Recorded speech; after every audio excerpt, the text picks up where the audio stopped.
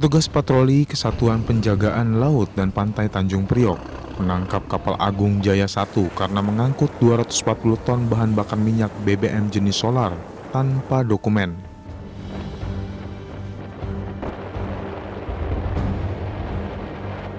Kapal diberhentikan petugas bersenjata. Kapten kapal serta 9 ABK-nya ditangkap tanpa perlawanan. Pelanggarannya bermuatan BBM tidak bermanifest untuk ke NTT sebesar 240 ton ilegal. Ya. Petugas lalu membawa kapal Agung Jaya 1 ke dermaga. Nahkoda serta para ABK-nya dimintai keterangan. Kapal ini rencananya akan menuju Nusa Tenggara Timur. Operasi terpadu penegakan hukum di laut ini akan digelar petugas hingga 3 bulan ke depan. Dari Jakarta, Novi Zakaria, TV One mengabarkan.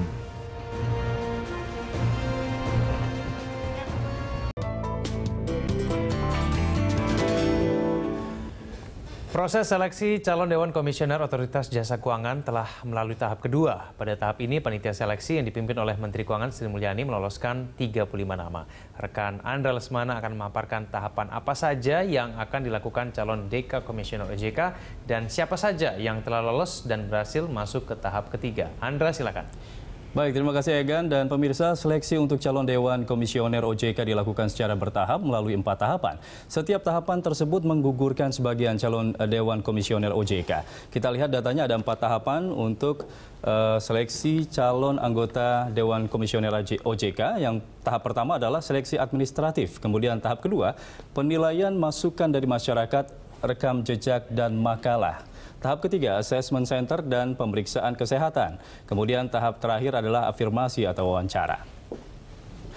Ya, di tahapan kedua, panitia seleksi calon Dewan Komisioner Otoritas Jasa Keuangan meloloskan 35 nama. Namun sejumlah nama pejabat petahana tidak lolos seleksi, termasuk Ketua Dewan Komisioner OJK saat ini, Mulyaman Hadad. Lantas siapa saja calon yang lolos pada tahapan tersebut? Kita akan lihat datanya. Ya, ini dia ada nama-nama seperti Adi Budiarso, kemudian Agusman, ada juga nama dari akademisi yaitu Freddy Firmansyah dari Rektor Universitas Paramadina, kemudian ada juga mantan pimpinan KPK Haryono Umar, kemudian ada juga Hussein, pimpinan dari Bursa Efek Indonesia. Selanjutnya ada calon incumbent yang saat ini masih menjabat sebagai komisioner OJK bidang pasar modal yaitu Nur Haida. Kemudian ada juga incumbent lainnya yang saat ini menjabat sebagai komisioner OJK yaitu Rahmat Waluyanto. Lalu ada juga dari Bank Indonesia Tirta Segara dan mantan Dirut Bank Mandiri yaitu Zulkifli Zaini. Ya, tim pansel dalam menentukan kriteria penilaian di seleksi tahap kedua menetapkan setidaknya 10 catatan dari 35 peserta calon Dewan Komisioner OJK yang lolos ke tahap berikutnya.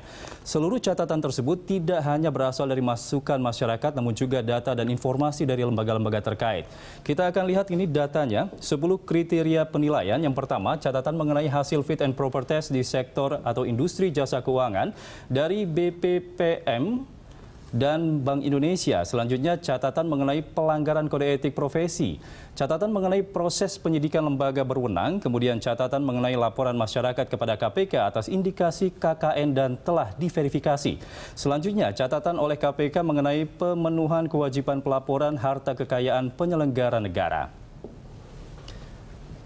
Lalu hasil analisis pusat pelaporan dan analisis transaksi keuangan, kemudian catatan mengenai daftar kredit macet, kemudian catatan mengenai pelanggaran di bidang jasa keuangan. Lalu catatan mengenai pelanggaran sesuai informasi Irjen Kementerian atau lembaga terkait, dan terakhir catatan mengenai keterkaitan peserta dengan putusan pengadilan yang telah berkekuatan hukum tetap. Ya, Egan, demikian informasi beberapa yang bisa saya sampaikan ke Anda. Silakan, kembali ke Anda. Baik, Andra, tadi Anda telah menyampaikan sejumlah nama yang telah lolos tahap kedua dan kemudian 10 catatan pansel dalam memilih calon DKOJK. Lalu bagaimana tahapan selanjutnya dalam proses seleksi calon DKOJK, Andra? Ya, baik Egan, setelah tahapan kedua selesai, calon Dewan Komisioner OJK masuk seleksi tahap ketiga yang akan mencakup assessment center dan pemeriksaan kesehatan. Para peserta yang lolos dari hasil seleksi tersebut akan kembali mengikuti seleksi tahap akhir dalam sesi wawancara dengan tim pansel. Ini dia, kita akan lihat proses seleksi calon anggota DKOJK. Yang pertama, tanggal 13 Maret 2017, dari 21 nama calon yang lolos akan diajukan ke Presiden. Kemudian tanggal 29 Maret 2017, Presiden akan menyaring hingga 14 calon untuk disampaikan ke DPR. Lalu di tanggal 29 Maret hingga 6 Juni, DPR selanjutnya akan melakukan fit and proper test. Dan terakhir di tanggal 21 Juli 2017, akan dilakukan penetapan 7 calon untuk dilantik oleh Presiden. Ya, demikian, Egan, kembali ke Anda. Baik, terima kasih atas paparannya Andrel Semana. Saya ke Pak Eko. Pak Eko, sebetulnya tantangan dari orang-orang baru nanti yang kira-kira akan masuk menjadi DKOJK yang baru nanti, itu sebetulnya apa? Apakah ada PR-PR yang mungkin belum terselesaikan pada jabatannya Pak Mulyaman Hadad? Oke, jadi begini ya, OJK ini sebetulnya adalah institusi yang baru lahir. Ya. Proses transisi secara teknis mungkin sudah selesai ya, dari Bank Indonesia ke OJK. Ini sudah selesai tahun lalu, 2014 saya rasa udah selesai proses transisinya. Cuma ada persoalan hal lain, yaitu soal koordinasi. Nah, koordinasi ini tidak bisa hanya dengan ya orang baru nggak apa-apa, tetapi harus memiliki pemahaman yang mencukupi gitu ya, terkait dengan apa? Terkait dengan kebijakan moneter begitu ya, terkait dengan bagaimana menjaga stabilitas sistem keuangan kita begitu ya. Nah, hal-hal kayak gini gitu ya kepada orang baru. Nah, ini nanti ya tugas pansel maupun juga nanti kalau nama-nama itu sudah ke DPR juga menjadi tantangan bagi DPR untuk mengeksplor ya sejauh mana kemampuan para calon-calon ini gitu ya menerjemahkan begitu ya ide-ide mereka bagaimana menjaga stabilitas sistem keuangan, terus kemudian juga bagaimana membuat lembaga keuangan itu punya kontribusi terhadap sektor real, terhadap pertumbuhan ekonomi begitu ya. Jadi cukup banyak sebetulnya secara umum tantangan-tantangan ke depan yang masih dihadapi, dan itu harus tidak boleh lupa dengan sejarah gitu. Artinya bahwa ini harus bersinergi dengan Bank Indonesia, bersinergi dengan Kementerian Keuangan begitu ya. 3 pilar ini akan sangat menentukan bagaimana kemudian industri keuangan itu ke depan gitu. Baik, Pak Eko, apakah koordinasi yang mungkin Anda nilai itu masih lemah itu tampak sehingga muncul fungsi pengawasan di DKOJK yang belum maksimal? Itu yang membuatnya, akar permasalahan di situ. Ya, akar permasalahannya terus terang dari 30 nama ini gitu ya, kita harus benar-benar memilah dan memilih nama-nama yang benar-benar punya background atau katakanlah punya kapasitas untuk memikirkan tentang stabilitas sistem keuangan gitu. Jadi dia juga harus paham kebijakan Bank Indonesianya begitu ya, atas kebijakan Kementerian Keuangannya, sehingga nanti dalam pembuatan kebijakan oleh OJK itu bisa sinergi begitu. Yang terjadi jangan sampai kemudian kontra begitu ya. Nah, kalau kemudian muncul orang-orang baru tidak apa-apa, tapi dia harus punya background yang cukup kuat di dalam memahami kebijakan Bank Indonesia maupun dari fiskalnya dari Kementerian Keuangan gitu. Nah, itu yang penting. Nah, yang lainnya begitu ya, terkait tadi ada 10 hal yang kriteria yang coba di ini ya saringannya begitu ya. Kalau melihat ternyata track record itu ternyata representasinya hanya pada sisi lebih kepada taat dengan aturan atau dia tidak terkena kasus hukum gitu ya. Bahwa dia tidak terkena kasus hukum di dalam sektor keuangan penting sekali begitu ya. Dia harus clean gitu ya. Tetapi kemudian menurut saya track record itu tidak bisa dicerminkan hanya dari bersih-bersih itu saja, tapi ada hal lain, yaitu apa? Karya begitu ya. Apa sih kebijakan-kebijakannya gitu. Kalau orang nggak pernah bikin kebijakan, ya tentu saja nggak ada kasus hukum yang diinikan gitu ya. Nggak ada katakanlah track record yang bisa direkam dari sisi itu. Tapi ada orang-orang yang sudah mencoba melakukan upaya-upaya untuk membangun bangsa ya melalui kontribusinya, tapi kemudian dinilai mungkin track recordnya dari 10 kriteria ini nggak masuk begitu. Terus gimana cara menilainya? Baik, saya ke Pak Riyadit. Kalau menurut Anda sendiri, apa sebenarnya tantangan OJK ke depannya sekarang? Banyak ya. Sebenarnya kalau dari sisi internal sendiri kan juga OJK belum solid-solid banget ya. Penyatuan dari perbankan, pasar modal, asuransi, dan ada lembaga keuangan yang lainnya ini belum nyatu.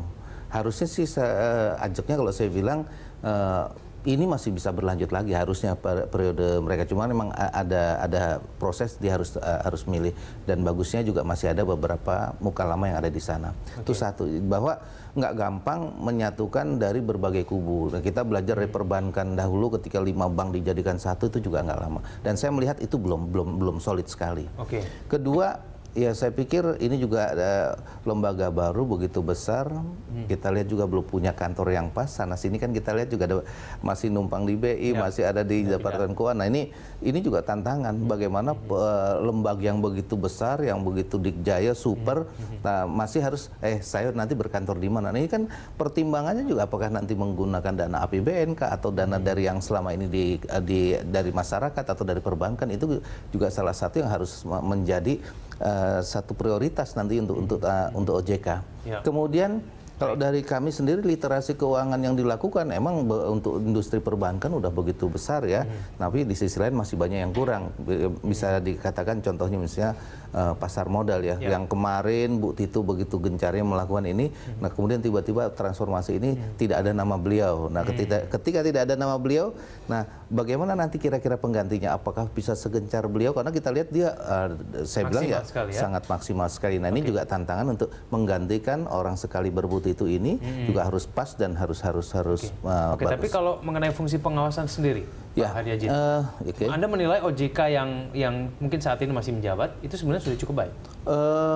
Pengawasan ya, ini kan kembali lagi ini lembaga besar, lembaga big power yang ini masih relatif baru, dan memang yang disorot begitu besar. Jadi nggak mungkin semuanya bisa tercover. Jadi ini memang harus secara berkesinambungan dilakukan. Jadi kalau dikatakan pengawasan ini solid banget, saya rasa masih ada bolong di sana. Tapi kalau overall kinerja OJK selama ini cukup baik. Bagus. Oke, baik. Pak Herjit, kita akan lanjutkan dulu, kita di segmen selanjutnya. Pemirsa Waktu Ekonomi akan segera kembali.